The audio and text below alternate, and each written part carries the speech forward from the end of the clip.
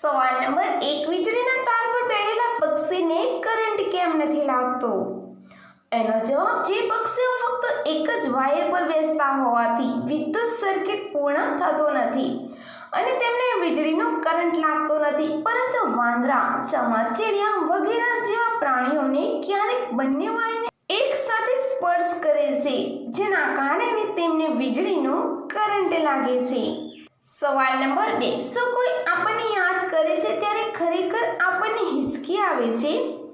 એનો જવાબ છે, વૈજ્ઞાનિકોના મતે છાતી અને પેટની વચ્ચે ડાયાફ્રેમ નામની માંસપેશીઓ હોય છે. જ્યારે કોઈ કારણસર ડાયાફ્રેમ સંકોચાય છે ત્યારે ફેફસા ઝડપથી હવા ખેંચે છે અને આપણને હિંચકી આવે છે. હિંચકીને કોઈને યાદ કરવા સાથે કોઈ સંબંધ નથી. સવાલ નંબર 3, સોકેટને કેટલું લાંબુ જોઈએ છીએ? એનો જવાબ છે 7 થી 8 ઇંચ.